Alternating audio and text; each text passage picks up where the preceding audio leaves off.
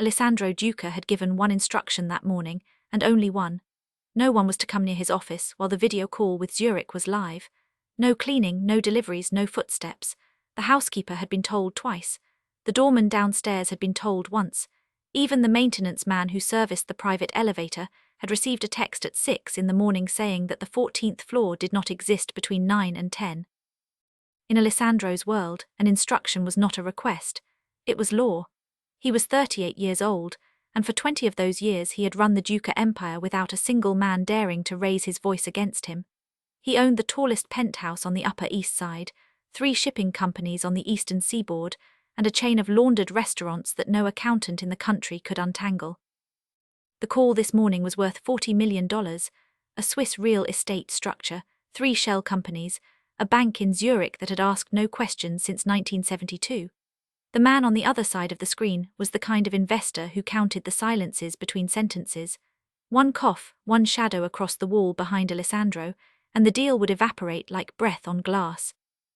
He heard it at the 12th minute, a soft dragging sound, then silence, then again. Something or someone was moving in the marble hallway outside his office. Alessandro did not turn his head. He kept his gaze fixed on the screen, on the pale, unreadable face of the Zurich banker discussing quarterly liquidity. But his jaw tightened by a single degree, and inside his chest, something began to warm the way a blade warms when it is held too close to a flame. The sound came again, closer, rhythmic, deliberate. Everyone inside this penthouse knew that breaking a direct order from Alessandro Duca was something no sane human being ever did. Someone had broken his order. Someone was going to answer for it the moment this call ended. He finished the meeting with the self-control he had spent 2 decades sharpening. He nodded at the right pauses.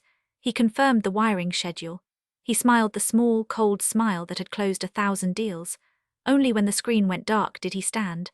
The anger rose in his chest like heated steel. He crossed to the door with the slow, measured stride of a man who intended to fire someone before the minute was out. He expected to find a cleaner with a broom, a delivery boy on the wrong floor, something small and disposable and easy to erase. He opened the door. Beneath the Italian crystal chandelier in the exact middle of the polished marble hallway sat a baby girl. She could not have been more than 8 months old. She wore a pink cotton onesie that had been washed too many times. Her hair was dark and curling, and a single rebellious lock had fallen across her forehead. She was propped on her small hands, her head tilted up, and she was looking directly at him with wide brown eyes that seemed to hold no fear at all. Alessandro Duca, the man the underworld of 2 boroughs whispered about with lowered voices, the man who had signed execution orders with both his hands, the man who had spent 38 years making sure nothing ever slipped past the wall inside his chest, stood frozen in his own doorway before a creature who could not yet speak a single word. For a long moment neither of them moved. The baby did not cry. She did not look away. She tilted her head to one side, studied him as if he were the most interesting object she had ever encountered. And then she smiled, a small crooked smile that wrinkled her nose and revealed 2 tiny milk teeth just beginning to break through her lower gum. Then she began to crawl toward him. It was not a coordinated crawl, a mixture of dragging her knees and pushing with her palms, uneven and clumsy, but there was no mistaking her intent. She was coming for him. Alessandro took an instinctive step back. He knew nothing about children. He had never held one in his life. He had never wanted to. Children were chaos. They cried without warning. They needed things a man like him did not know how to give, but she kept coming. And when she reached his shoes, she sat up on the marble floor, tipped her head back to look up at him, and lifted both of her small arms into the air. The universal gesture that means, pick me up. He called quietly down the hallway. His voice did not sound like his own. There was no answer. The baby did not lower her arms. She simply waited, her palms open, her eyes patient in a way no adult in his life had ever looked at him. There was no judgment in that gaze. There was no expectation beyond the one written into her outstretched hands. And something in that unconditional look, something in the way this tiny defenseless creature had chosen to trust the most dangerous man in New York without knowing, it cracked something. Alessandro Duca had spent 38 years building brick by brick. He knelt down slowly on the cold marble. He slid his hands beneath her arms, awkward, unpracticed, careful the way a man might handle something made of glass, and he lifted her up. She settled against his chest immediately, as if that were exactly the place she had been trying to reach. Her head rested on his shoulder. One tiny fist closed around the silk of his Italian tie and would not let go. She weighed almost nothing. She was warm. She smelled faintly of talcum powder and something sweeter he could not name. He stood in the middle of his marble hallway holding a baby. And for the first time in 20 years, Alessandro Duca did not know what to do next. Then he heard the sound of running footsteps at the far end of the corridor. Elena Rossi came around the corner, her face white as paper, one hand pressed flat against her mouth to keep from crying out. Elena Rossi ran the last few steps of the marble hallway and then stopped short as if hitting an invisible wall. Her hands began to tremble at her sides. Her eyes were rimmed red. She had been crying somewhere before this, in some corner of the penthouse where he could not see her. When she saw the baby in his arms, a small broken sound escaped her throat before she could catch it. "I am so sorry, Mr. Duca, I am so sorry." The words came out on top of each other, stumbling. She pressed her palm harder against her mouth, then dropped it and pressed it against her chest instead, as if she could hold her own heart in place. "I only went to the bathroom. 2 minutes. 2 minutes, I swear. When I came back, she was gone from the mat. I looked in the kitchen first and then the guest bathroom, and then I heard your voice." She could not finish. She stared at his tie where a small fist still clung to the silk and her eyes flooded again. "Please, please, whatever you decide, I will pack my things right now. I will not ask for anything. I will not come back. Only if it is possible, please do not call anyone before I leave, please." Alessandro looked down at her. He had expected many things to rise in his chest in this moment: rage, cold, clean rage, the kind that made men in his organization apologize for sins they had not yet committed. Contempt, the clean pleasure of dismissing someone for a violation this flagrant. He had fired men from his organization for far less than this, but none of that came. What came was one word, spoken very quietly. "How long?" Elena's head bowed until her chin nearly touched her collarbone. For a long moment she did not answer, and he watched her shoulders shake in a way that had nothing to do with fear of him. 3 months, sir, 3 months. 3 months of a child living in his home without his knowledge. 3 months of a woman carrying 2 lives through his marble doorway at 7 every morning while he sipped his espresso and read the Wall Street Journal and never once looked up. He asked the second question in the same quiet voice. "Where?" "The laundry room, sir. She has a little cushion, some soft toys that do not make sound. I feed her before you wake. I feed her again at noon. She sleeps most of the day. She almost never cries. Only today I think another tooth is coming in. She was restless." And who knew? Elena hesitated. He could see her weighing whether protecting the others would cost her more than she had already lost. "Please, Mr. Duca, they only stayed silent because they felt sorry for me. They are good people, it is not their fault." "Who, Elena?" she swallowed. "Mr. Rayondo, the doorman, Mrs. Lucia, who cleans the lobby, the delivery boy from the Italian market on Fridays, that is all." Alessandro let the names settle in the quiet. An entire small conspiracy of pity had been operating inside his own building under his own name. The men and women who greeted him every morning with professional courtesy, who held elevator doors and carried packages and wished him a good day, all of them had known something he had not. And none of them had told him. Anywhere else in his life that would have been a betrayal punishable in ways Elena did not want to imagine. But standing here in his marble hallway with a warm sleeping child breathing softly against his collarbone, he did not feel betrayed. He felt something stranger, something he could not yet name, a kind of embarrassment that he had been so blind. And beneath that, buried deeper, an old cold ache that he had built a house so silent that a baby could live in it for 90 days undetected. He asked the third question, and this one came slower than the others. "Why did you not tell me, Elena?" She looked up at him. Her eyes were exhausted and honest and completely without hope. "Because you are not the kind of employer a person can tell that to, sir." The sentence landed inside his chest with more weight than he wanted to admit. She had not said it cruelly. She had said it the way a person reports the weather. It was simply true. He looked down at the baby against his shoulder. She was fast asleep now, her mouth slightly open, one small breath at a time. Her fist had not loosened on his tie. He looked at Elena. He looked at the child. He looked back at Elena. And then Alessandro Duca did something that 10 minutes ago he would have sworn on his father's grave he was incapable of doing. "I am not firing you." 3 words. He said them in the same quiet voice he had used for the questions, as if he were only reading a line from a document. But he watched what they did to her, and he understood that in the small country where Elena Rossi lived, those 3 words had just rearranged the map. She stared at him, her mouth opened, then closed. She glanced at the baby against his chest as though the child might explain a language she could not follow. I do not understand, sir." "Please, what did you say?" I said I am not firing you. She still did not move, so he said it a third way because he understood now that she needed to hear it in the tone that most resembled an order, since orders were the only language this house had ever spoken to her in. Sit down, Elena, in the living room. I am not going to speak to you standing in a hallway. She followed him because she did not know what else to do. He watched her hesitate at the archway of the living room the way a person hesitates at the edge of a place they have only ever cleaned. To sit on the pale grey sofa she had polished every Friday for 3 years seemed a heavier transgression than hiding a child in the laundry room. In the end, she perched on the very edge of a single armchair, her back straight, her hands folded on top of each other in her lap like a child at school. Alessandro sat across from her, still holding the baby. He did not know what else to do with his hands. Tell me, he said. Tell you what, sir? About her father, about your family, about how it is that a woman working in this building could not find $2,800 a month for a nursery. Tell me all of it. She looked at him for a long moment, trying to understand what kind of trap this was. When she finally accepted that it was not a trap at all, only something even more unfamiliar, she began to speak in a low, steady voice, as if she had rehearsed these facts in her head many times but had never before had a person to say them out loud to. The father of Mia had walked out of the apartment on the same afternoon she had shown him the second pink line on a plastic stick. He had said he was not ready to be a father, that he had plans, that a baby was not part of those plans. He had not called since. She did not know what city he lived in now, and she preferred it that way. Her own parents had died in a car accident on the interstate outside Utica when she was 19. She had no brothers or sisters. There was an aunt somewhere in Naples she had not spoken to since childhood. She had no family in New York, no one to leave the baby with, no one who would even notice if she disappeared from an apartment on a Tuesday night, except perhaps the landlord, who noticed rent.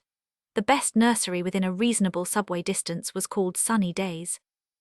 She had visited it once, sat in the small bright office, and looked at the number the director had gently slid across the desk to her, $2,800 a month, more than her entire paycheck.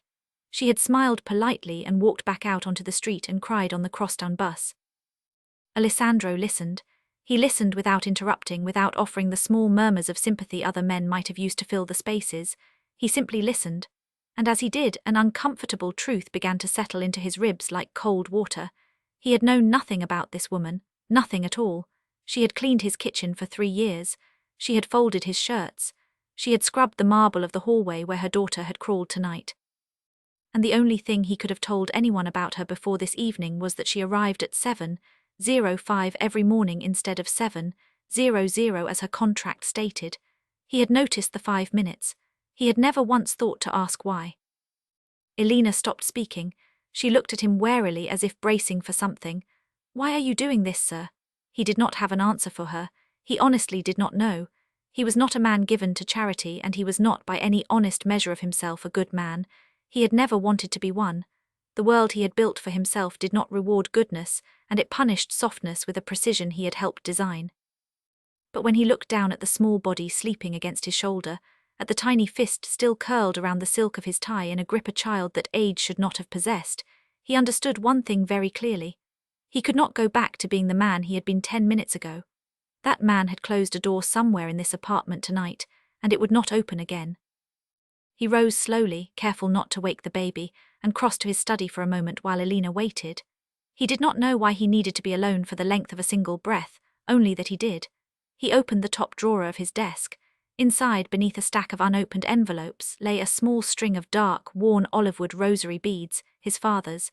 He had not touched them since the funeral almost 20 years ago. His fingers brushed the smooth wood just for a moment. Then he slid the drawer closed. When he returned to the living room, Elena was still sitting exactly as he had left her, hands folded, spine straight, terrified of moving even her feet. "Tomorrow," he said, "something is going to change. I do not yet know what, but something has to be different in this house.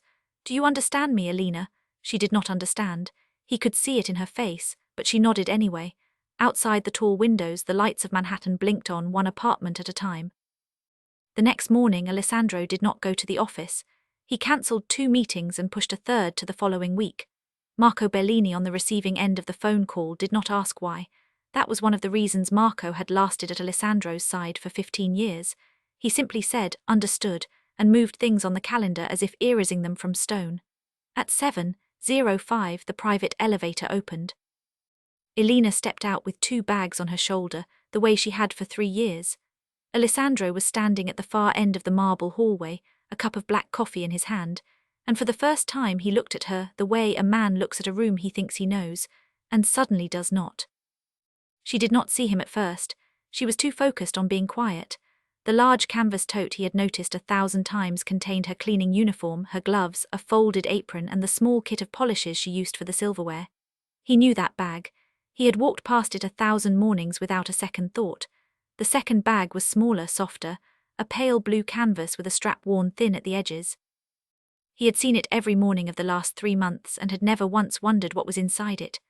Diapers, a tin of formula, a folded muslin cloth, a pacifier on a small clip, the small, ordinary supplies of a life he had never suspected, was moving through his apartment.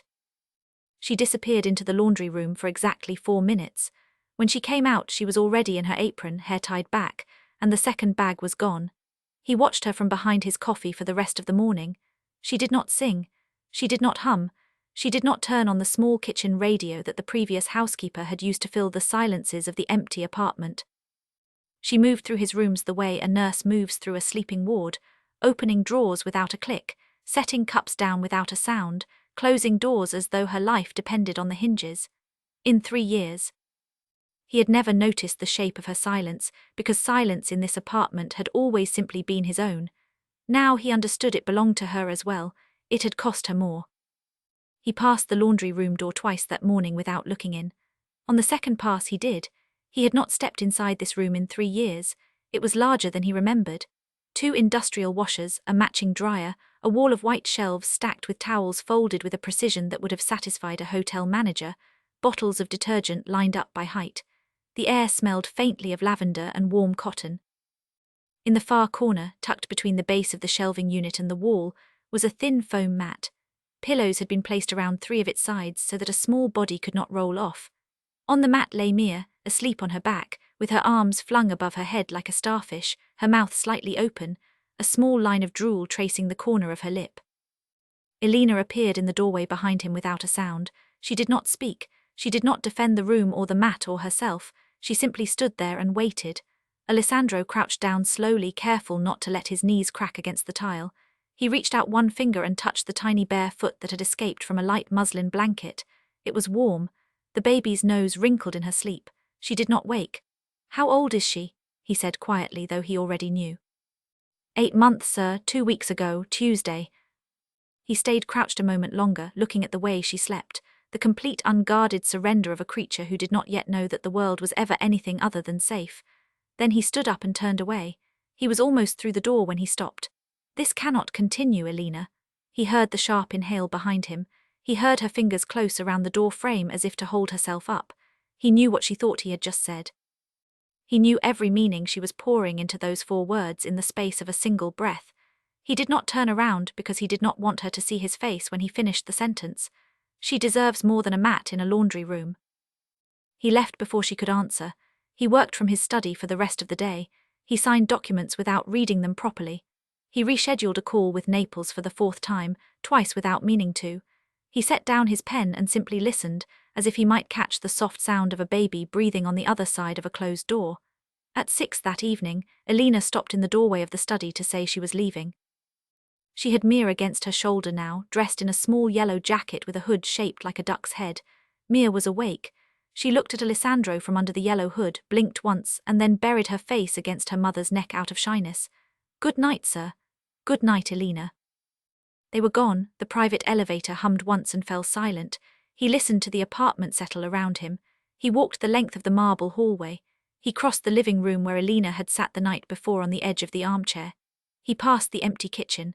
He passed the laundry room door now closed and heard nothing behind it. The silence was the same silence that had lived in this apartment for 3 years. He had always called it peace. Tonight it sounded like something else. He returned to his study, sat down at the desk and picked up his phone. Marco answered on the second ring. "Marco, I need 3 names by tomorrow morning. The best licensed nurseries within a 2-mile radius of this building. Places with a waiting list I do not need to wait on. Places I would trust with a child." There was the smallest pause on the other end of the line. Marco was a man who had learned in 15 years never to ask a question that had not been invited. But this one was new territory, and he allowed himself the shortest breath. For whom, boss? Alessandro looked at the closed door of his study, and beyond it at the dark marble hallway. For someone who deserves more than a mat in a laundry room. 3 days passed. Marco brought the 3 names the following morning, printed on a single sheet of paper, because he understood that Alessandro preferred paper he could burn. Alessandro read the sheet once, circled the second name and handed it back. By that afternoon, a woman named Rosa at Sunny Days had received a phone call from a man who spoke with formal courtesy, mentioned the name of a mutual acquaintance on the parish board, and asked whether one particular spot on her waiting list might be reconsidered.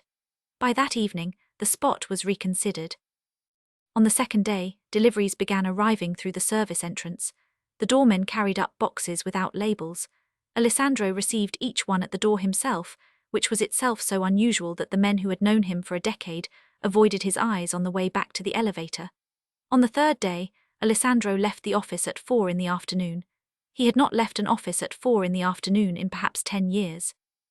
The private elevator opened onto his marble hallway a little after 4:30. He stepped out expecting silence. What he found instead was Elena standing perfectly still at the doorway of the small room beside the kitchen, the room he had kept locked for 3 years, with her hand pressed against the doorframe as though she needed it to keep her upright. She did not hear him approach. She was looking into the room. Alessandro stopped a few feet behind her and looked as well. The room was no longer empty. The bare parquet floor had been covered by a thick foam mat in soft muted colours patterned with small clouds. Along one wall stood a portable crib in pale white wood, the netting turned back and ready. Near the window, framed by afternoon light, sat a low rocking chair with a cream cushion. A small basket of new picture books had been placed within easy reach of it. In one corner stood a shelf of soft toys, a giraffe with long dangling legs, a rabbit in a knitted sweater, a family of ducks tied together with ribbon. A miniature wooden pushcart of blocks waited by the mat as if a child had just stepped away from it for a moment. And in the very centre of the crib, propped carefully upright against a folded blanket, sat a plush elephant. He was pale grey. He was slightly smaller than the child he was waiting for. His trunk curled upward in the classic gesture of good luck, and his ears were oversized and soft in the way that suggested he had been chosen carefully by someone who knew that 8-month-old fingers grip everything by the ears first. Alessandro had ordered the elephant himself.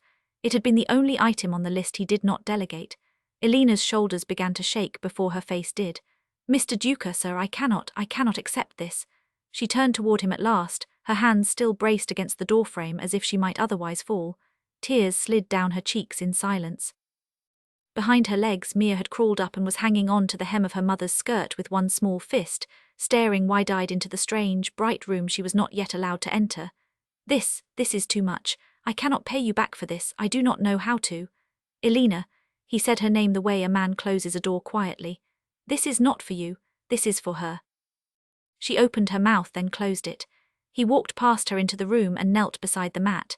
He did not look at her while he spoke because he understood that this was easier for both of them if he did not. "There is a nursery 10 minutes from here. It is called Sunny Days. I have already spoken with the director. She has a spot for Mia beginning Wednesday. The program has a scholarship for working mothers. You will be one of them. The rest of the difference I am handling from my side, and I do not want to hear about it again." He turned the plush elephant carefully so that its face pointed toward the doorway. "Beginning next month, your salary is increased by 30%. That should cover what the scholarship does not and leave you enough that you never again decide between rent and formula. If your rent goes up next year, you will tell me and it will be handled. This is not a discussion.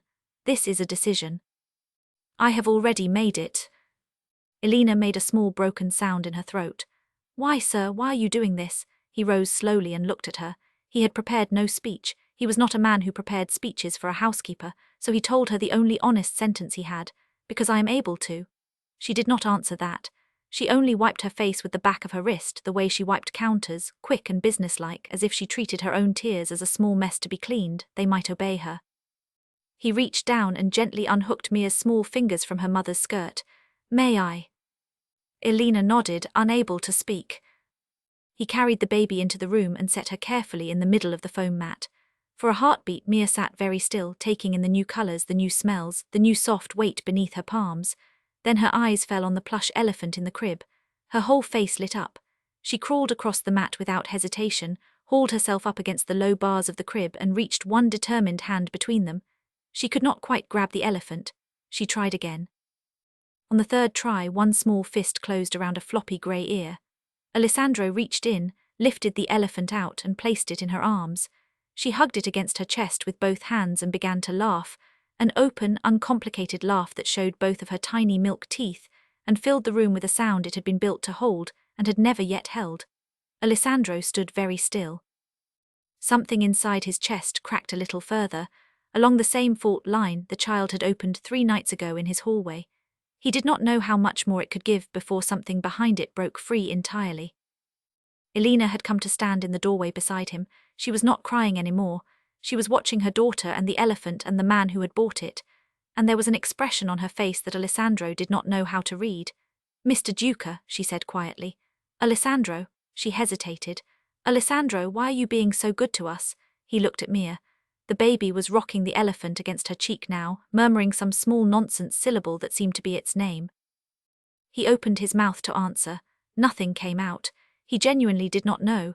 He had never in his life done a thing like this, and he could not have explained to Elena or to himself or to any of the men who worked for him why he was doing it now. The only truth he had was that he did not want to stop, so he said nothing at all.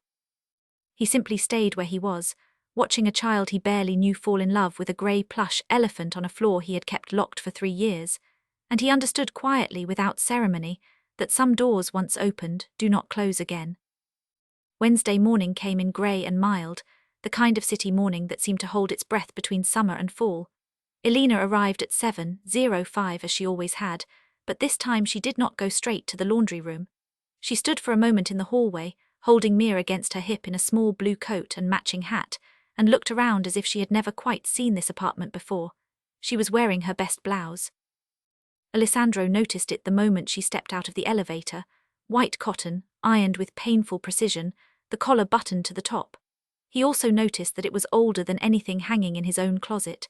There was a very faint stain near the second button that a person who cared could no longer wash out. She had ironed the shirt around that stain, the way she had ironed around everything difficult in her life. She carried Mia to the low table in the entry hall and began to fasten the small buttons on the baby's coat with hands that would not stop trembling. On the third button she gave up trying to steady her fingers and let herself simply breathe for a moment. Alessandro walked out of his study with his car keys in his hand. "I will drive you." She looked up sharply. "Sir Alessandro, no, please, I can take the train. It is only a few stops. I do not want to take your time." "I have no meetings this morning." It was not true. He had 2. He had cancelled them both the night before without giving Marco an explanation. Marco had said understood in the flat voice he used when he understood nothing at all. "Come, it is faster." She did not argue again. She could not tell whether refusing him twice would offend him, and she was not in a condition today to risk finding out. Downstairs in the garage, his black sedan waited under the fluorescent light. Beside the rear passenger door, strapped tightly into the middle of the back seat, was a small child's car seat in charcoal grey, still faintly smelling of the packaging it had been unwrapped from the night before. Elena stopped short at the sight of it. Where did that come from?" "I installed it last night," he said, opening the rear door. He did not tell her that the installation had taken him 40 minutes and 3 viewings of a video made by a very patient woman on the internet. He did not tell her that Marco had come down to the garage at 11 at night looking for him, had seen him crouched in the back of the sedan tightening a strap, and had simply set down the paperwork he had brought, turned around, and walked back to the elevator without saying a single word. Elena buckled Mia into the seat with careful, disbelieving hands. Mia thought the whole affair was a wonderful game and grabbed at the buckle with both fists, laughing. Alessandro drove. He drove more slowly than he had driven anywhere in a decade. He took the corners as if he were transporting something priceless and breakable, which in fact he was. Elena sat in the passenger seat with her hands folded rigidly in her lap and stared out the window and did not speak, because if she opened her mouth, she was going to cry. Sunny days occupied the ground floor of a narrow limestone building on a quiet cross street. The bright yellow sign above the door was hand-painted, not printed. Through the window one could see small tables and low shelves, and at this hour a semicircle of chairs and other children already gathering for the morning song. Rosa met them at the door. She was perhaps 60 years old, small and round, with iron grey hair pinned up in a loose knot, and reading glasses on a chain around her neck. When she saw Mia in Alina's arms, her face opened into a smile of the kind that could only be earned across many decades of children. "So this is our little Mia," she said in the warm, slightly sing-song English of a woman whose first language had been the Italian of a village outside Palermo. "Buongiorno, tesoro mio. Come and see what we have for you today." She held out her hands. Elina did not move. For a long, quiet moment, Elina simply held her daughter tighter against her chest, and it was clear that this was the first morning in 8 months and 2 weeks that she had willingly considered handing this baby to a stranger. Alessandro stood a step behind her. He did not know what to do with his hands. He had held boardrooms of hostile men without moving a finger, and now his own hands were foreign objects hanging at his sides. In the end, he lifted one of them and placed it very lightly on Elina's shoulder. It was the first time he had touched her at all in 3 years without a barrier of professional distance between them. She did not flinch. She closed her eyes for a heartbeat, drew in a breath that was more shudder than air, and then handed Mia gently over to Rosa. Mia looked at the older woman, considered her seriously, reached out and grabbed the reading glasses on their chain and burst into a delighted giggle. Rosa laughed. Elina made a sound halfway between a laugh and a sob and pressed her fingers hard against her mouth. "She will be perfectly fine, Cara," Rosa said gently. "You come back at 4, she will have painted something. Probably her face." They walked back to the car in silence. Elina did not look back. He understood without being told that she could not. He held the passenger door open for her. She sat down carefully, folded her hands again in her lap and did not speak for the entire First Avenue. At the second traffic light, without turning to look at him, she said very quietly, "Thank you, Alessandro." "No, sir, no, Mr. Duca, no, signor." Only his name, spoken in a voice that had cracked halfway through it. He did not answer. The light turned green. He eased the sedan forward. And as he drove the rest of the way back to the penthouse, through the crosstown traffic, past the delicatessen where he never stopped, past the small park where he had never once walked, Alessandro Duca kept his eyes on the road and, without meaning to, smiled quietly to himself for the length of 35 blocks. 3 weeks slid past almost without his noticing. Mia settled into sunny days the way she had settled into everything so far in her short life, with a kind of stubborn cheerfulness that seemed to reorganize the world around her. Rosa reported that she was already the loudest laugher in the 8-month room. She had painted her own face twice. She had a favorite corner near the window. She had learned to clap her hands whenever anyone sang, whether or not there was a song. And Alessandro Duca had, without discussing it with anyone, begun to leave his office at 5 in the afternoon. He had not left an office at 5 in the afternoon in 20 years. Marco Bellini noticed the first time. He said nothing. He noticed the second time. He said nothing. By the 4th time, he stopped scheduling meetings after 4:30 and quietly rearranged the calendars of everyone who reported to Alessandro, so that no one would ever again be left standing in a hallway waiting for the boss who had, without warning, gone home. Marco was a man who had learned very early in his career that some questions did not deserve to be asked. He simply moved the world around Alessandro's absence and did not comment. Alessandro arrived back at the penthouse before Elina and Mia now, every day, just for the 30 minutes he could squeeze between 5:30 and 6. When Elina finished cleaning and prepared to take the baby home, 30 minutes, that was all. It became the most valuable half-hour of his day. In those 30 minutes, he learned things about himself he had never suspected. He learned that a baby's laugh, applied directly to the surface of a marble living room, sounded like an entirely different kind of music than anything he had ever paid a violinist to play.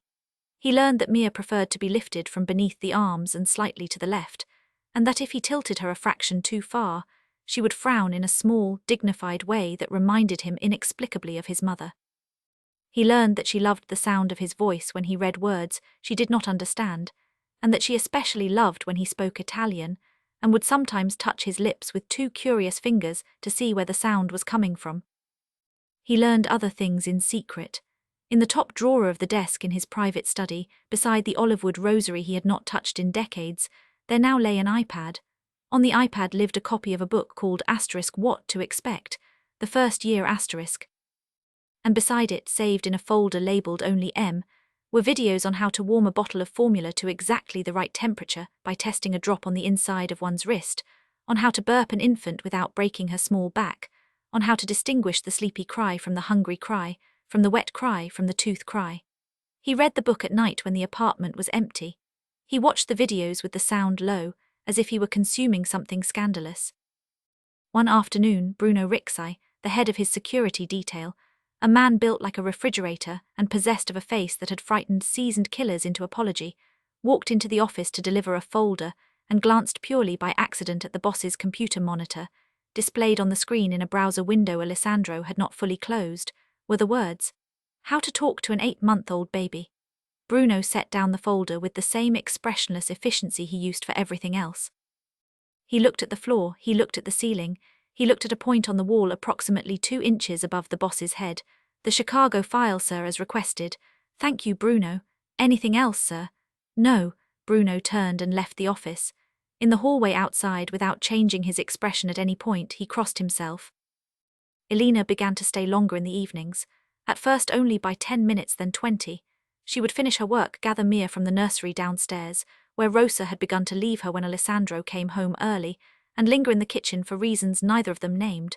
It was easier to change a diaper here than on the subway. Mia liked the light in the kitchen. Certainly, it had nothing to do with the man reading the newspaper at the far counter. One Thursday she cooked. It was nothing elaborate. Spaghetti with tomato sauce, a little garlic basil torn from the small plant she had brought in a paper cup 2 weeks ago and quietly placed on the window ledge above the sink. She asked his permission before she opened the pantry, and he simply nodded without looking up from his paper, as if she had asked permission to breathe. 20 minutes later, the whole apartment smelled like a home. Alessandro sat down at the marble table in the kitchen. He had bought that table 3 years ago from a workshop in Carrara, imported at considerable expense, along with the chairs that matched it. It could seat 8. He had never once eaten a meal at it. He had never once sat at it at all. It had lived in his kitchen as a piece of very expensive sculpture, kept polished by the same woman who now set a plate of pasta in front of him without ceremony. Mia sat in a new high chair between them, thumping a plastic spoon against the tray in a rhythm known only to herself, and occasionally shouting at the ceiling for reasons no one understood. Elena leaned over once to wipe sauce from the baby's cheek and in doing so laughed. Alessandro laughed too. It was not a loud laugh. It was the kind of laugh a man learns to keep small when he has spent 20 years hiding what he feels. But it was a laugh, and it came out of him without permission.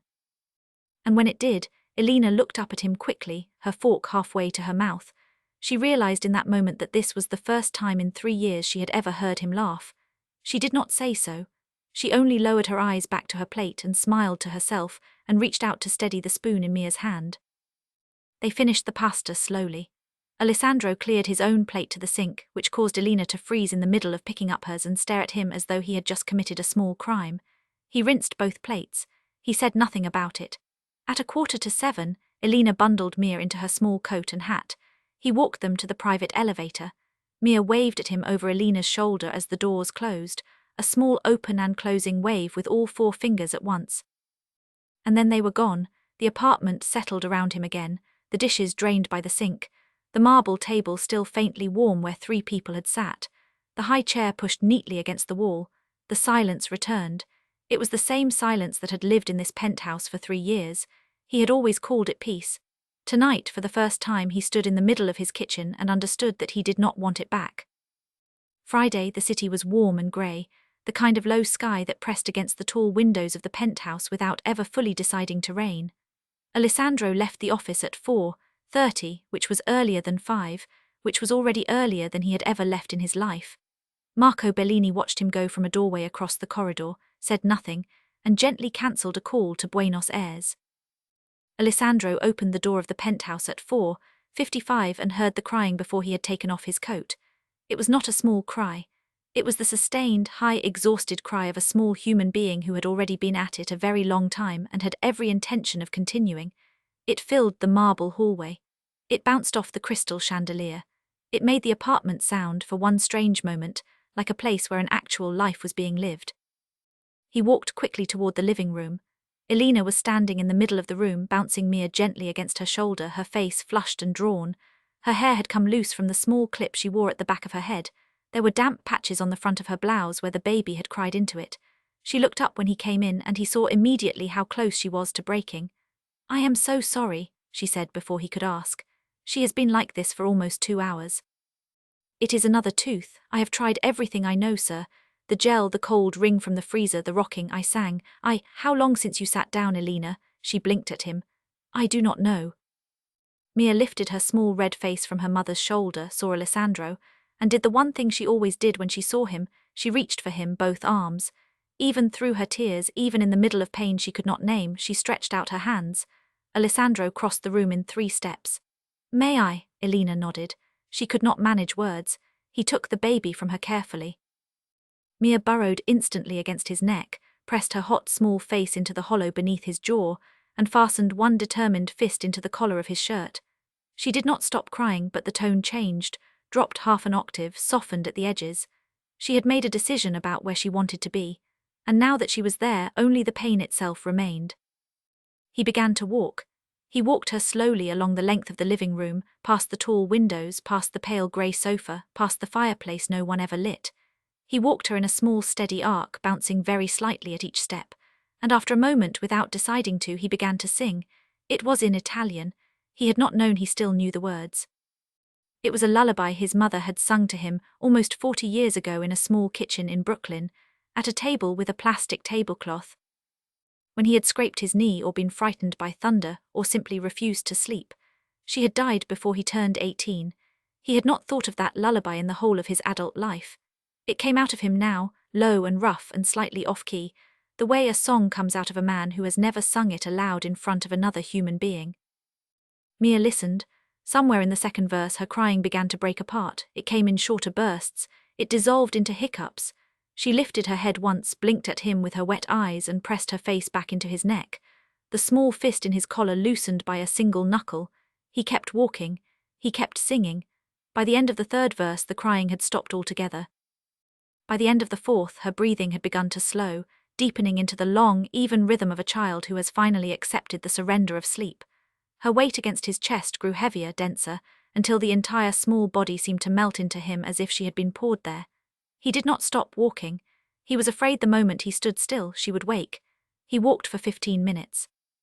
There are moments in a man's life when the border between who he has been and who he might yet become is drawn no thicker than the breath of a sleeping child. Alessandro Duca stood at that border for 7 seconds, holding a creature who shared none of his blood, and understood without any argument left in him that nothing, not the empire he had inherited, not the power he had built, not one single thing he had ever fought to take from another man, mattered more in that 7 seconds than not waking her. He turned finally toward the sofa. Elena had lowered herself onto the very edge of it. She was watching him with an expression he had never seen on her face before, the expression of a woman who had forgotten for a moment to be afraid of the room she was sitting in. She whispered, "Are you a magician?" He looked down at the small dark head tucked beneath his jaw. He shook his head very slightly so as not to disturb her. "No," he whispered back. "I was only patient." He crossed to the sofa and lowered himself onto it beside Elena. Mia did not stir. Her small fist stayed closed on his collar. Her breath went on, warm and even, against the hollow of his throat. For a long moment none of them moved. Outside the windows the grey afternoon was beginning to soften into evening. A single lamp burned in the corner. The apartment was quiet in a way it had never been quiet before, not the polished, empty quiet of the last 20 years, but a full, breathing quiet. The quiet of 3 people who had, without meaning to, come to rest in the same room. Elena tucked a strand of hair behind her ear. Her hands, which had been shaking for 2 hours, had stopped shaking. Neither of them spoke.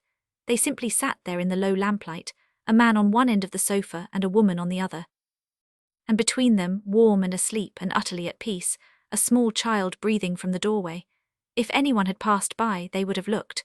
For the first time in the 20 years the marble hallway had stood, it looked unmistakably like a family. They did not move from the sofa for a long time. When Alessandro finally spoke, his voice was low enough not to disturb the small warm body against his chest. "If you take her home now, she will waken in the taxi. She will not sleep again tonight, Elena, neither will you." Elena looked at him. She looked at Mia. She looked at the dark windows and at her own hands in her lap. "Stay," he said. "There are 3 guest rooms in this apartment that have never held a person. I have shirts and a robe you can borrow. Tomorrow is Saturday. There is no reason to move her." She hesitated. He watched her weigh 100 things at once: propriety, safety, the strange country she had already been walking through for 3 weeks. And then he watched her decide. "All right," she whispered. "Thank you." They carried Mia together to the small room beside the kitchen. Alessandro lowered her into the portable crib beside the grey plush elephant, which she found by touch even in her sleep, and pulled against her cheek without opening her eyes. Elena tucked the muslin blanket around her, kissed her forehead, and stood a long moment looking down at her before she turned away. She showered in the guest bath. He left a folded white cotton shirt on the bed for her, an old one he no longer wore. When she came out damp-haired and barefoot, wearing the shirt that reached the middle of her thighs, he was already in the kitchen with the kettle on. He handed her a cup of tea without ceremony. Chamomile. He had bought the box a year ago for reasons he could no longer remember. She took it with both hands as if the warmth mattered more than the drink. They sat down at the marble table together. It was almost midnight. For a while neither of them spoke. The apartment was full of the small mechanical sounds a building makes at night, the faint hum of the refrigerator, the soft click of the heating, a distant elevator sign to a stop 3 floors below. Elena looked into her tea. Alessandro looked at his hands. Then she asked him the question that no one had ever asked him. "Alessandro, why have you never had a family?" He did not answer immediately. He turned the cup slowly on its saucer. He did not look at her while he began because that would have been harder. "There was someone a long time ago. I was 24. Her name was Valeria." He said the name carefully, the way one takes a photograph out of a drawer and sets it down on a table. "We were together for 3 years. She wanted to marry. She wanted children. She wanted the ordinary things, a house somewhere with a garden, Sunday lunches, an argument now and then about who forgot the milk. She was patient with me for a long time. She was more patient than I deserved." He turned the cup another quarter turn. "I told her I was not ready. I told her I needed to build something first, that after the empire was in my hands there would be time for the rest. She waited 1 year, then another. In the end, she gave me a choice. She was gentle even about that. And you chose the empire," Elena said quietly. "I chose the empire." He allowed himself a small dry smile at his own cup. "She married a literature teacher 2 years later. She lives now in a small town in Vermont. She has 3 children. I saw a photograph of her once on the internet by accident. She looked happy in a way I would not have known how to make her look." Elena did not say anything. She simply listened the way one listens when one understands that the person speaking has not said any of this aloud before. "I have a ring somewhere," he added, almost against his own will. "It belonged to my mother. It is in a safe behind a painting in my office. 20 years it has been there since she died. I do not know why I have kept it. I have never taken it out." He touched the rim of his cup with one finger and let the silence rest. "And you?" he said finally. "Mia's father, you have never told me his name." Elena did not tell him the name. She only told him what he had done. She told him about the plastic stick with 2 pink lines, about walking out of the drugstore and calling him from the corner because she could not wait, about the way he had come home that evening, sat down on the edge of the bed, listened to her without looking up, and then stood, picked up the sports bag he had already packed that morning for reasons she had not yet understood, and walked out of the apartment door. He had not called since. He had not seen his daughter. He did not, so far as Elena knew, understand that his daughter had 2 teeth now, or that she liked plush elephants, or that she was alive. "I lived in my car for almost 6 months, she said, so quietly Alessandro almost did not hear it. "In the 2nd month I found a woman in a laundromat who told me about a family in Queens who needed someone to clean. That was my first job. I still send her a card at Christmas." Alessandro's hands closed slowly around his cup. His knuckles went white. He did not trust his voice for a long moment. When he spoke, it came out lower than he intended. "A man who abandons his own child does not deserve to be called a father. Elena, Mia will be better in every possible way for growing up without him. Do not ever teach her to want him." Elena looked up at him then. Her eyes were wet, but she did not blink. She only looked at him for a long, still moment across the marble table, as if she were trying to memorize his face for reasons she did not yet want to name. "Alessandro," she said. That was all. Just his name in a voice that was somehow both tired and steady. He understood in the space between one breath and the next that something inside this kitchen had just changed permanently, and that neither of them would ever again be able to sit at this table quite the same way they had 10 minutes ago. Outside, above the city, a first slow rain had begun to fall. Alessandro woke earlier than usual. It was still just before 7. The rain from the night had washed the sky clean, and a low golden light was falling through the tall windows of the master bedroom in the particular way it fell only in the first hour of a Saturday. He lay for a moment on his back, listening. Somewhere in the apartment, a woman was laughing. He had lived in this penthouse for 6 years, and in all 6 of those years, no one had ever laughed in it before 6 weeks ago. The sound was small, private, familiar in a way he could not yet name. He got up quietly, pulled on a dark cotton robe and walked barefoot down the marble hallway. He stopped in the doorway of the kitchen. Elena was standing at the stove with her back half turned to him. She was wearing his white cotton shirt from the night before, sleeves rolled to her elbows, hair loose around her shoulders. She was cracking eggs into a pan and humming a low, half-remembered Italian song under her breath. And every so often, she turned her head to make a small face at Mia, who was strapped into the new high chair beside the marble table. Mia was slapping both hands flat against the tray in a private percussion concert of her own. Every third slap, she made a joyous, wordless shout at the ceiling, as if the ceiling were personally responsible for the noise. When Elena leaned over and pressed her nose against her daughter's, Mia squealed with laughter and grabbed a fistful of her mother's hair. The morning light poured through the window above the sink and set fire to the whole scene: the white shirt, the loose hair, the tiny fists, the two dark heads bent together in the yellow warmth of it. Alessandro stood in the doorway and did not move. He had faced men across tables in 3 countries.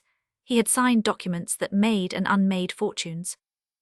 Nothing in his life had prepared him for the simple, unarmed thing of standing in a doorway at 7 in the morning and watching a woman make eggs for a child that was not his. He walked into the kitchen. Mia saw him and let out a shriek of pure delight, throwing both arms into the air. Without thinking, without deciding, Alessandro bent down and pressed a light kiss to the soft dark hair on the top of her head. He straightened up. He met Elena's eyes across the marble counter, and only then did he understand what he had just done. He stopped. He set one hand on the back of the high chair as though he needed something to hold. I am sorry, Elena. I did not mean to, I should not have. It is all right. Her voice was very quiet. She loves you, a small breath, and so do I. He thought for a long, clean second that his heart had actually stopped inside his chest. He crossed the small distance between them slowly, because his legs did not entirely believe what his ears had just heard. He raised his hand and laid it very carefully against her cheek. Her skin was warm from the stove. She did not move. Elena. He said her name the way a man says something he has been carrying under his tongue for weeks without permission to release. I think about you both all day. In meetings, in the car, in the middle of sentences that have nothing to do with you. I leave rooms full of important men because I want to be back here in time to see her before you take her home. 6 weeks ago, this apartment was a place I owned. Now it is the only place I want to be. I did not know that could happen to a man. I certainly did not know it could happen to me. Elena's eyes had begun to shine. She did not blink. I love Mia, he said. I love her the way I would love a daughter of my own. And I love you, Elena. I have never used those words to anyone in my life. I did not know I still had them. A tear broke over her lower lashes and slid down into the corner of her mouth. She caught it with the back of her wrist. I am so frightened, Alessandro. Of what? That this is a phase. That in a month or 6 months you will wake up and remember who you are, and I will not survive it a second time. I do not think I could. He shook his head very slowly without looking away from her. This is not a phase, Elena. This is the most permanent thing I have ever felt in my life. I know because everything before you was temporary and I called it real. And everything since you has been real and I have been afraid to call it that. I am not afraid anymore. He waited a heartbeat. I am not going to change my mind. She stepped forward first. Or perhaps he did. Neither of them was ever quite sure afterward. He bent his head and she rose slightly onto her toes, and they kissed for the first time across the corner of the marble table. Quietly, carefully, the way 2 people kiss who have understood for weeks that the moment was coming and have both been afraid of it. Mia, 2 feet away in her high chair, banged her palms against the tray in enthusiastic approval and shouted something that might have been laughter and might have been a small, unformed word. They broke apart, smiling, foreheads pressed together, both slightly out of breath. The eggs, Elena whispered. They are burning. I know. Neither of them moved. Somewhere below, on the far side of a wet street, engine idling low against the morning curb, a black BMW with tinted windows sat in a legal parking space it had already been occupying for 18 straight hours. Behind the wheel, a man with a small notebook wrote down a time, without ever taking his eyes from the front entrance of the building. 2 weeks slipped past like a dream that refused to end. Elena and Mia began to stay more nights than they went home. It was not decided in any formal way. It simply happened, the way a river changes course when the old bed can no longer hold it. On the first Sunday, Elena had gone back to her tiny apartment in Queens to pack a small bag of clothes. On the second, she had come back with a larger one. By the end of the second week, 3 of her dresses were hanging quietly in a corner of Alessandro's walk-in closet, and a small bottle of her almond hand cream had appeared on the marble edge of the bathroom sink. Mia now had her own crib in the room beside the master bedroom, a proper wooden one. delivered on a Tuesday morning by two men in white gloves. Alessandro had helped assemble it himself. He had needed almost no video this time. The plush grey elephant rode with her from room to room. It never left her hand for long.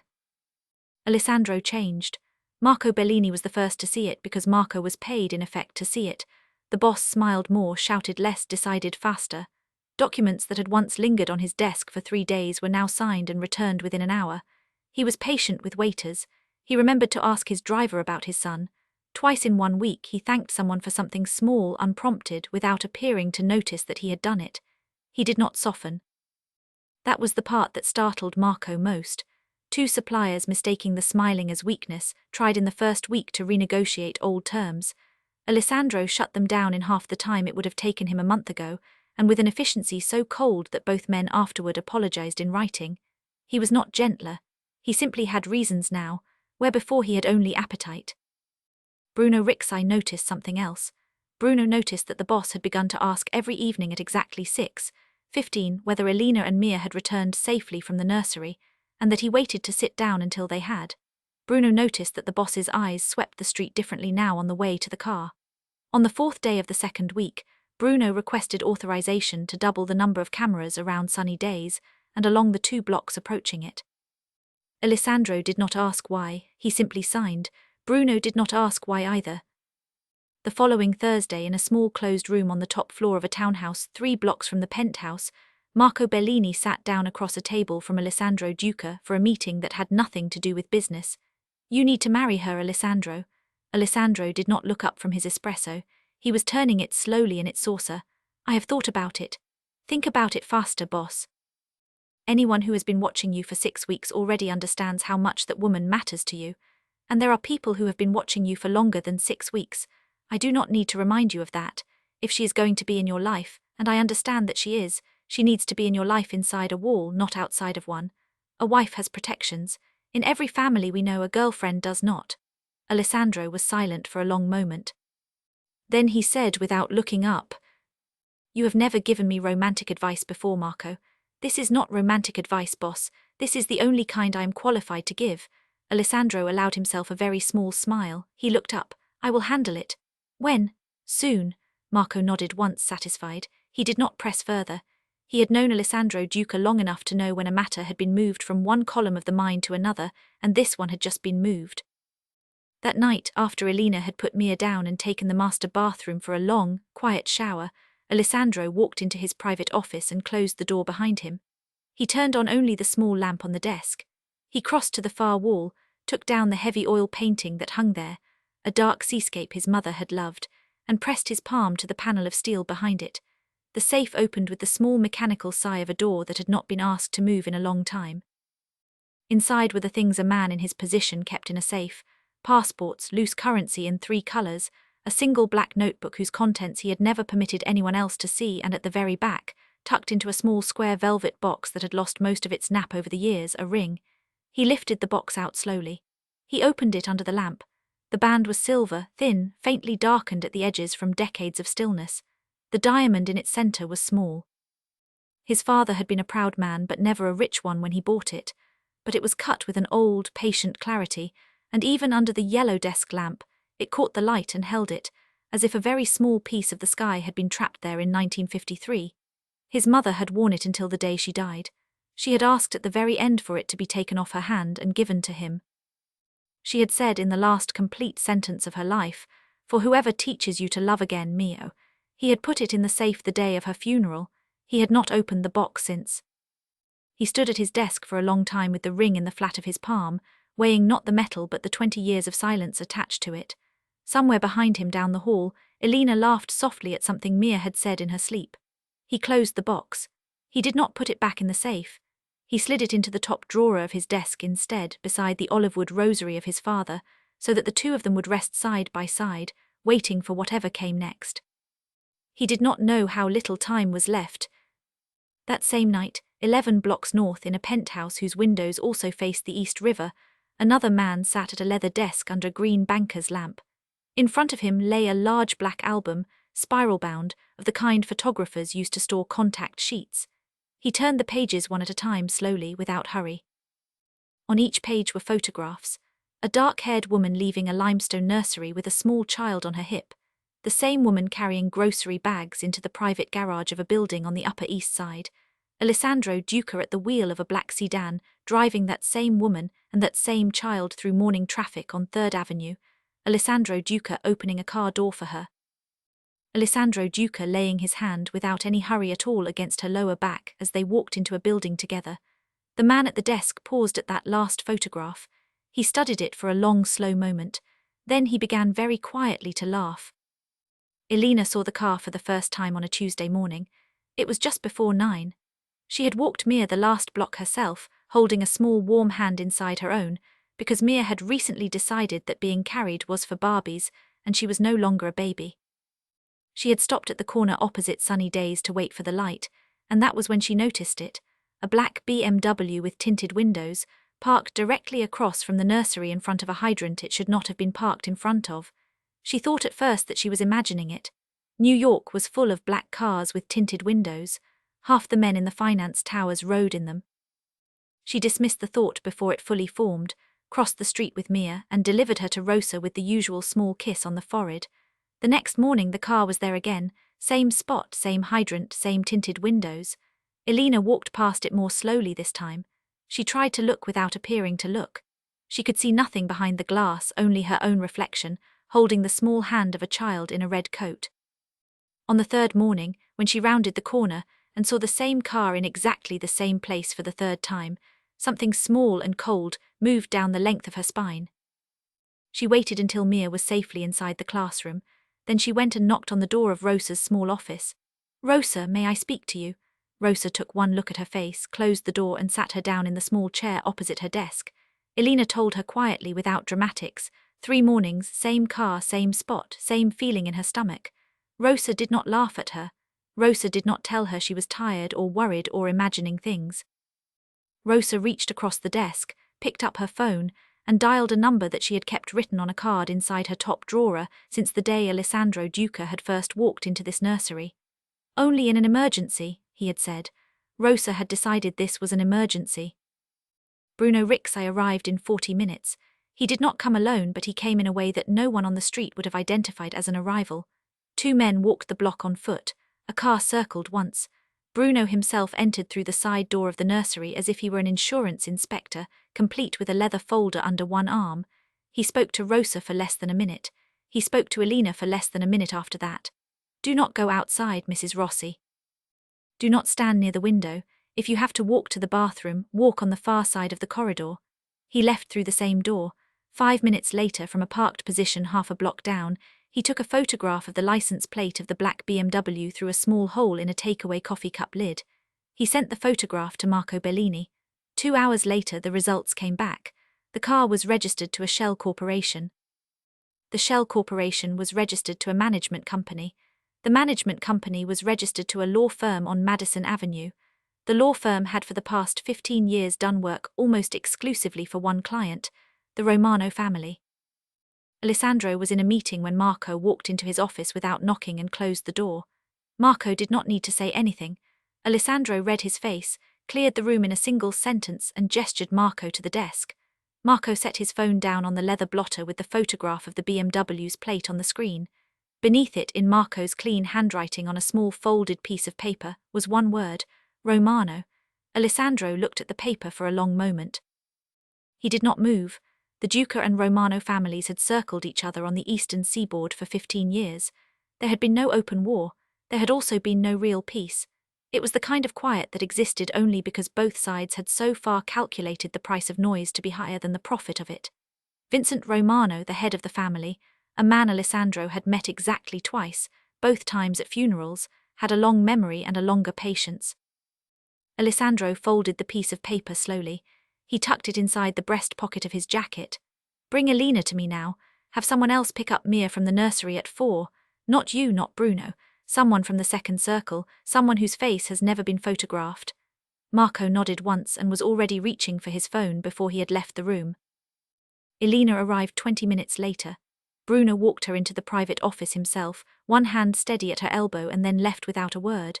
She stood in the doorway of Alessandro's office as if she had forgotten how to enter a room. He did not allow himself to panic. Panic was a luxury he could not afford in this hour. In front of this woman, he crossed to her, took both of her hands in his own, and led her to the chair opposite his desk. He did not sit behind the desk himself.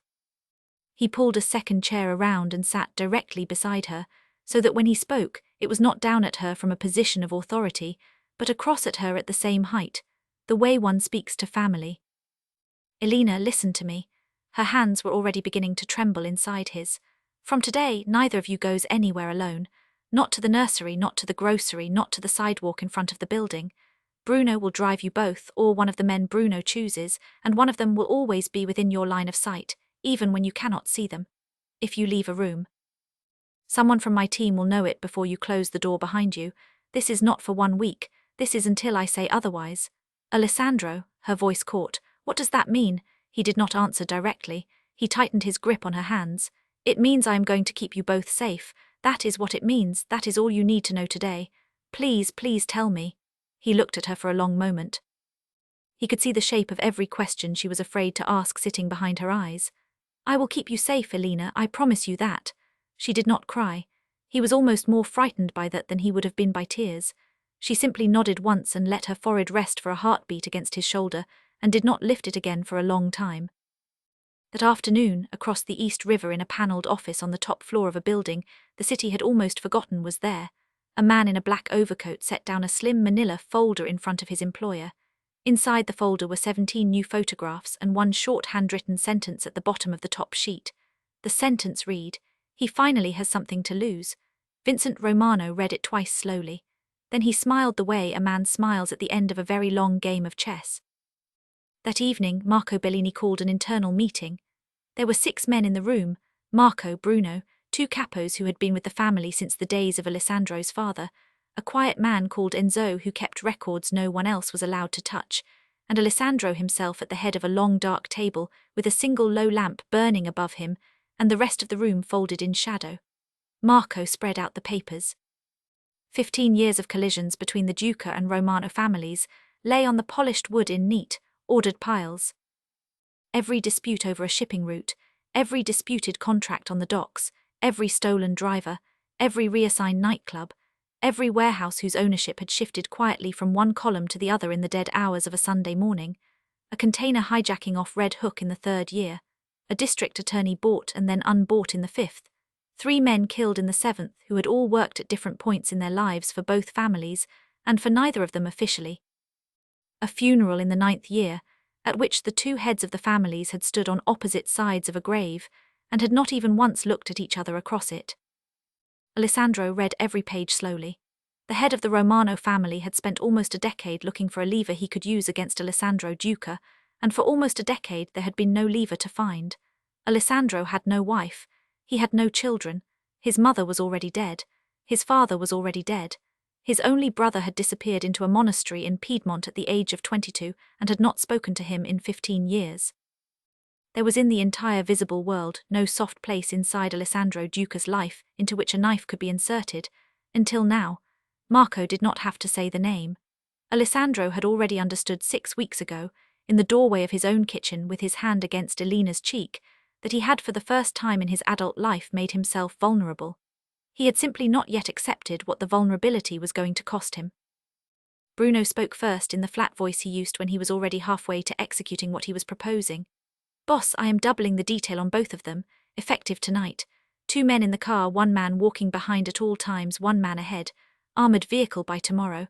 I have already called Newark. They can have 1 ready by 6 in the morning.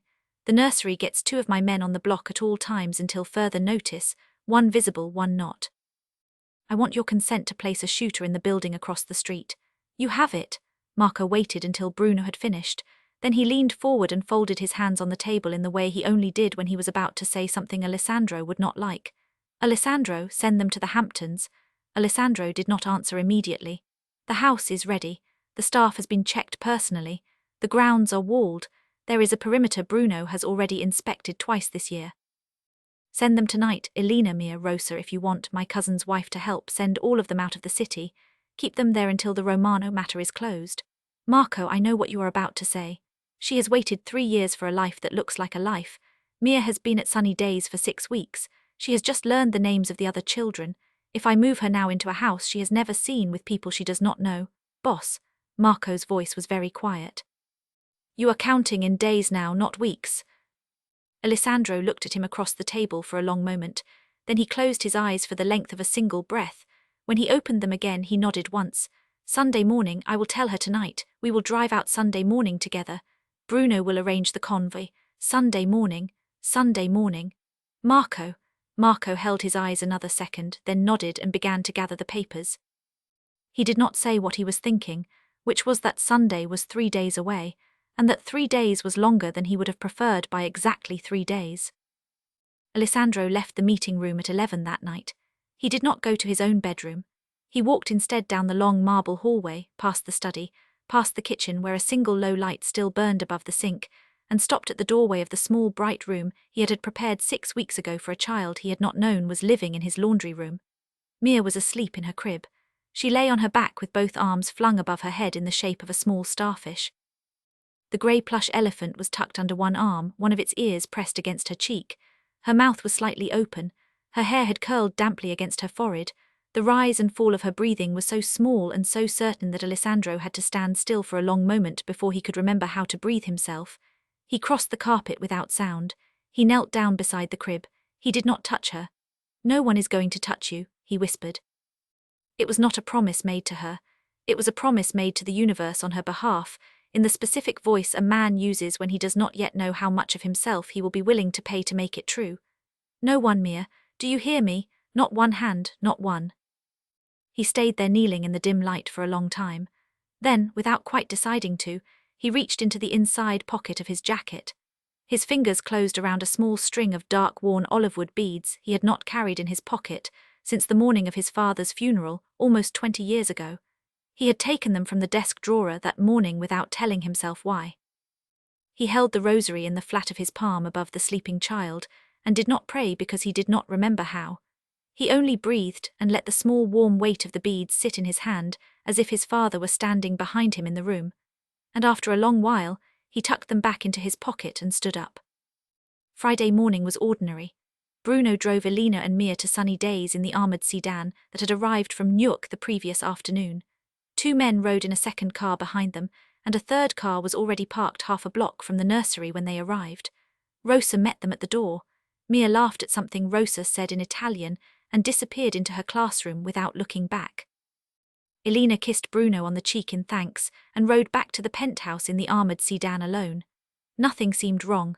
None of them, not Elena, not Bruno, not Rosa, not Alessandro standing at the tall windows of his office watching the traffic on 3rd Avenue, knew that this was the last morning of their lives that would ever be quiet. 4 in the afternoon. Alessandro was in his office with Marco going over the final logistics for Sunday's convoy to the Hamptons. 3 cars, 2 decoys, departure at 6 in the morning, a stop for coffee at a farm stand outside Southampton that a member of Bruno's second circle had personally checked on Tuesday. The plan was almost finished. Alessandro was reaching for his espresso when his phone rang. The screen said only Sunny Days. He picked up on the first ring. Rosa. There was a small broken sound on the other end of the line, a sound he had never heard from her before. When she spoke, her voice was not the warm sing-song he had known for 6 weeks. It was thin, cracking around every word. Mr. Duca, Alessandro, I do not know how to say this to you. He stood up. Rosa, slowly, tell me.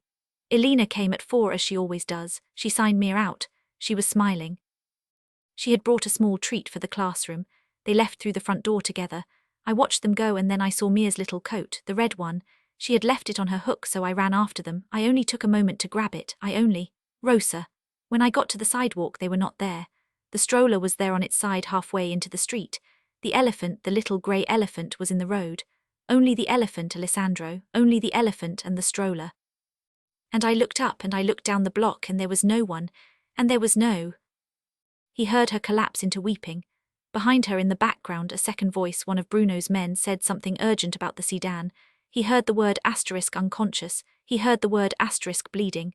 Rosa, where is Bruno? In the car at the curb, his head, there is blood on the wheel. 2 of the men are with him now. He is breathing. Alessandro, he is breathing, but they took her. They took both of them. Alessandro did not answer. He did not sit down. He did not curse. He did not slam the receiver against the desk. He simply lowered the phone slowly from his ear, closed it in his palm and placed it on the leather blotter. Marco was already standing. Alessandro walked out of the office. Marco followed. They took the private elevator down to the garage in absolute silence. Marco did not ask. Marco did not speak.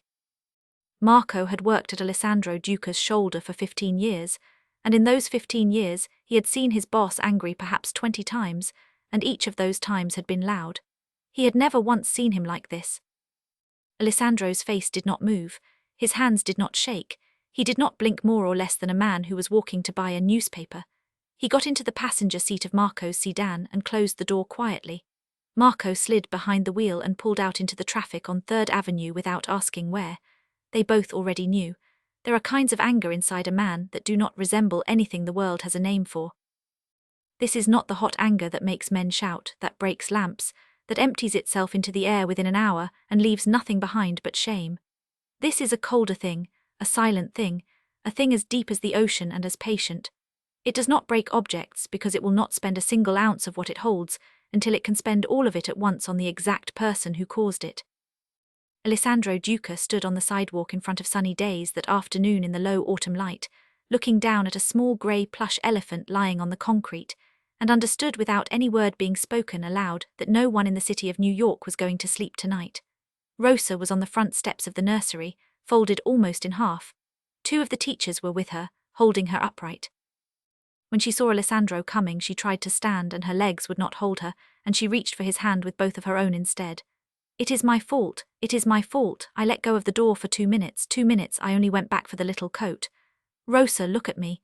She lifted her wet face. It is not your fault, do you hear me? It is not your fault, take care of the children inside, that is your work today, leave the rest to me. She nodded, unable to speak. He crossed the sidewalk to the curb. The stroller lay on its side, one wheel still slowly turning in the small wind off the avenue. A single yellow leaf had blown into the seat. Half a block down, the sedan sat crooked against the curb with its driver's door open, and 2 of Bruno's men were easing Bruno himself sideways out of the front seat. A dark line of blood ran from Bruno's hairline into the collar of his shirt. He was groaning, which was, Alessandro understood, the most beautiful sound he had heard all afternoon. Alessandro knelt on the concrete beside the stroller. The grey plush elephant lay a few feet away on its side in the street. One soft ear folded beneath its head. Alessandro reached out and picked it up. It was slightly damp along one side where a car tire had passed through a puddle very near it. He turned it over in his hands. Along the edge of the left ear, close to the seam, there was a small dark stain no bigger than a thumbnail, a ring of drool, the mark Mia had left there the week she was cutting the second tooth, when she had gnawed on that ear for 3 days without stopping. He closed his fingers around the elephant slowly. He did not squeeze it. He simply held it exactly as it was in a grip that turned his knuckles white. He stood up. Marco was beside him. Marco did not speak. They walked back to the sedan together, one on each side of a small grey elephant, and Alessandro slid into the passenger seat and set the elephant on the dashboard directly in front of him, as if it were both a passenger and a promise. Marco eased the car out into traffic. They drove for 2 blocks in silence. Then Alessandro spoke for the first time since Rosa's phone call. His voice was flat and quiet and almost polite, the tone of a man ordering an espresso from a waiter he did not particularly like. Marco, find Vincent Romano for me in the next 2 hours. Marco glanced sideways. And if not, then I will find him myself. At exactly 10:08 in the evening, Alessandro's phone rang. The screen said only *unknown. He was standing at the head of the long table in the private meeting room on the top floor of the townhouse 3 blocks from the penthouse. Marco stood at his right. Bruno stood at his left, his forehead now bandaged in a neat white strip that ran under his hair, refusing every offer of a hospital, refusing every offer even of a chair. 4 of the most trusted capos of the Duca family stood around the table in the tense, motionless posture of men who had already understood that whatever happened tonight would define the rest of their careers. Alessandro placed the phone in the center of the table and pressed speaker. The voice on the other end came into the room like cold air through an open window. Alessandro. It was a smooth voice, older than Alessandro's own by perhaps 10 years. There was a smile audible in it, the small private smile of a man who has waited a very long time for a particular moment and is now enjoying it in slow motion. Vincent, so you already knew. I knew this afternoon on a sidewalk. Say what you called to say, Vincent. Do not waste my time with theatre. The smile in the voice widened. So many years I have looked for the crack in you, my friend, 10 years at least. I have paid men to look. I have paid other men to look at the men who were looking, and in the end, do you know what your weakness turned out to be? A housekeeper and a baby, the most powerful boss on the eastern seaboard, undone by a housekeeper and a baby. I would laugh, but it would be indelicate. Alessandro did not answer. Here is what happens now. You have in your possession 3 specific properties: the container terminal at the foot of 23rd Street, the waterfront lot in Red Hook, the northern half of the yard in Long Island City. Together, they generate for you, by our own accountant's estimate, about $80 million a year. I would like all 3 signed over to my brother-in-law's holding company quietly before the close of business tomorrow. And in exchange, Alessandro, your housekeeper and your little baby come home to you in the same physical condition in which they left the nursery this afternoon. Not one bruise more, not one hair less. You have my word, and I have never gone back on my word. As you know, you have 24 hours to think about it, Alessandro. 24 exactly. I would encourage you not to be creative with the count. Alessandro let the silence hang for a moment. Around the table no one moved. When he spoke, his voice was very quiet and very even and completely without heat. Vincent, listen to me carefully. I am listening, my friend. If either of them has a single scratch when I find them, one bruise on her cheek that I did not put a name to, one red mark on the child's arm from a grip that was too rough, I will personally see to it that there is not a single member of your family left on this earth old enough to carry a rifle in revenge. Not a cousin, not a nephew, not a grandson, not one. I will erase your name from the borough, Vincent, and I will start with everyone in that room with you right now. Vincent Romano laughed on the other end of the line. It was a soft, delighted laugh, the laugh of a man who had heard exactly the answer he wanted. 24 hours, Alessandro. The line went dead. For 1 full second the room did not move. Then Alessandro straightened up from the table and turned to face his men, and every man in the room understood, without being told, that the meeting portion of the evening had ended. Marco, every property Vincent Romano has ever touched in the 5 boroughs, every warehouse, every restaurant, every apartment his sister has ever spent a weekend in, every empty lot the family has owned under any name for the last 10 years, I want a list on this table in 1 hour. I already have 11 names, boss. I will have more by the time we walk out. Bruno, boss, you should be in a hospital. I will go tomorrow. You will lead the search teams tonight. Split them across the 11 quietly. No sirens, no signatures. Every place approached from at least 2 angles. If any of the 11 is right, I want the sentries neutralized before Vincent knows we have arrived. Do you understand me? Yes, boss. Then go. They went. Within 4 minutes the room had emptied except for the 2 men left standing on either side of the table. And after a small nod from Alessandro, Marco also left, closing the heavy door softly behind him. Alessandro walked alone through the private corridor to his office at the end of the hall. He closed the door. He locked it. He did not turn on the lamp. For 10 minutes he sat in the dim room in front of a wall that had no painting on this side of the building, and he did not move at all. He did not weep. He did not curse. He simply sat, breathing carefully until the shaking he had not permitted himself to feel in front of his men had finished passing through his hands. Then he stood up and crossed to the small steel safe set into the paneling behind his desk. He opened it. Inside, beside the same neat rows of passports and currency that lived in every one of his safes, was a matte black pistol he had not lifted in 5 years. He took it out, checked the magazine and set it on the desk. Behind the pistol, at the very back of the safe, was a small velvet box the color of a very dark plum. He lifted the box out. He opened it. The silver ring of his mother lay inside on its small satin cushion. The tiny diamond caught the light from the corridor beneath the door and held it sharp and clear, the way a promise holds a life. Alessandro closed his fingers around the ring and held it in his palm for exactly 3 seconds, long enough for a vow. Then he closed the box, placed it back inside the safe and shut the door. 3 in the morning, Marco walked into Alessandro's office without knocking. He was holding a single sheet of paper. "Boss, I have it." Alessandro was already on his feet before Marco crossed the threshold. "Tell me." An abandoned warehouse on the East River south of the Navy Yard, 2 stories, brick-boarded windows on the ground floor, officially derelict since 2008. Registered under a shell corporation we never had reason to look at before tonight because it was buried under 3 layers of holding companies out of Delaware. But the corporation was reactivated 11 days ago, small filings, nothing that would draw attention unless a person was already looking.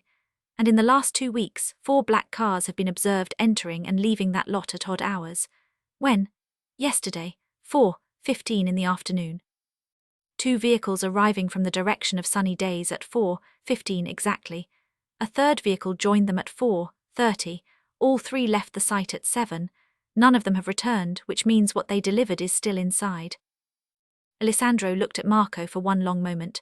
Bruno, Marco tilted his head. Bruno was standing in the doorway behind him, bandaged and grey-skinned but upright. It is the place, boss, Bruno said. I have looked at the file myself, 2 men on the corner at all times, 1 man on the roof. The pattern is not ordinary storage, the pattern is a hold site. Alessandro nodded once. He did not call the police, he would not call the police. Vincent Romano had over 15 years purchased his own carefully maintained rot inside the New York Police Department, and Alessandro did not know tonight which precinct was clean enough to trust with the 2 lives inside that warehouse. A phone call to the wrong lieutenant would translate in 15 minutes into a phone call to Vincent, and Vincent would have Elena and Mia moved to a second location before the first cruiser rolled a block. He would go himself. And he would go with only the men who had bled for his father before they had bled for him. 12 of them, Marco Bellini, Bruno Rixai, who could barely stand and would not hear otherwise, Enzo the quiet one, 2 of the old capos from the meeting room, 7 other men whose faces the city had never learned, all of them combat experienced, all of them fluent in the specific arithmetic of a night raid. All of them personally chosen by Alessandro from a shorter list of men he would have trusted with his own life. Tonight he was trusting them with something more. Bruno protested when Alessandro told him he would command the outer perimeter, not the inner assault. He lost the argument in 3 sentences. He accepted it because the boss's voice left no space for the second half of the conversation. Alessandro rode in the front passenger seat of Marco's sedan. On the dashboard, exactly where he had placed it that afternoon, sat the small grey plush elephant, one ear folded, a dark stain where a second tooth had once been cutting through. He looked at it during the whole drive across the bridge. He thought about Mia, about her crying somewhere in a room she had never seen, without her mother, without her elephant, without the low Italian lullaby that had put her to sleep on his chest exactly 2 weeks ago. He thought about her small red face and her wet lashes, and the way she had learned to burrow into the hollow beneath his jaw when the world got too loud. He thought about how she could not understand what was happening tonight. He thought about Elena. He thought about her hands being tied. He thought about a strip of tape across her mouth. He thought about a bruise blooming on the cheek where he had that same morning at breakfast laid the back of his fingers before she had left for the nursery. He thought about the fact that she did not at this moment know whether she would live to see morning. Marco glanced sideways at him after they had crossed the water. "Boss, are you all right?" Alessandro did not turn his head. "No, Marco, but I am not going to stop until they are." Marco did not answer. There was nothing to answer. They arrived at the perimeter at 4:15 in the morning. The warehouse squatted at the end of a broken access road, low and dark against the black river beyond it. Its brick face was streaked with old rust from a rain gutter that had been broken for a decade. Every ground floor window was boarded. Every door on this face was welded shut. Only one window on the second floor showed light, a single dim yellow rectangle behind a torn shade. Someone was awake on the second floor. Alessandro stepped out of the sedan without closing the door. The outer teams were already in position. Bruno's men had over the last 40 minutes moved into the shadows around the entire lot in a silent circle. 2 men on the roof of the abandoned building next door with rifles across their knees, 3 at the mouth of the access road invisible from the warehouse itself, a pair on the water holding a small dark boat under the pilings in case anyone tried to run east. No one was going into that warehouse tonight who had not been invited, and no one, more importantly, was going out. Alessandro raised one gloved hand, the circle held. He turned to his inner team of 12. Bruno had already pointed out the 2 entry points that would work, a rusted service door on the north wall and a fire ladder on the east side that led to a hallway window on the second floor. The plan was 3 prongs, 6 men through the service door, 4 men up the fire ladder, Alessandro himself and Marco through the front. Alessandro drew the matte black pistol from inside his coat. He worked around into the chamber. He pulled a pair of thin black leather gloves out of his coat pocket and tugged them on one finger at a time. Then he looked at Marco. "If I do not come back out of there, Marco, boss, take Mia, find a good family, not one of ours, a quiet one, somewhere upstate, somewhere clean, do not let her grow up inside this world of ours. Do you hear me? Not one day of it." Marco's throat moved. "Yes, boss, swear it to me on my father." "Boss, I swear it." Alessandro looked at him a second longer. Then he nodded once and turned toward the dark warehouse by the river and stepped forward into the last hour of the life he had known. Alessandro's teams entered the warehouse from 3 directions at exactly the same second. The service door on the north wall gave way to a single controlled shove.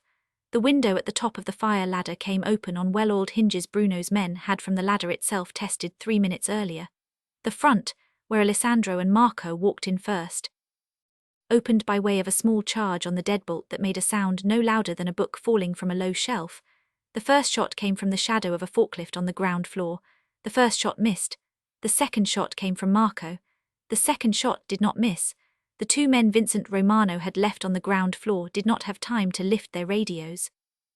They fell where they had been standing in the narrow space between the forklift and the wall, and one of Alessandro's men crossed to them without a word to make sure they would not stand again. The air inside the warehouse smelled of dust and cold river water and gun oil. Alessandro did not stop. He walked directly across the ground floor toward the concrete stairs at the back, his pistol raised, his breathing shallow and even. Around him his men fanned out in the drilled silence of men who had done this before, sweeping corners, checking blind spots, calling nothing above a whisper. From the floor above there came the sound of 2 more shots.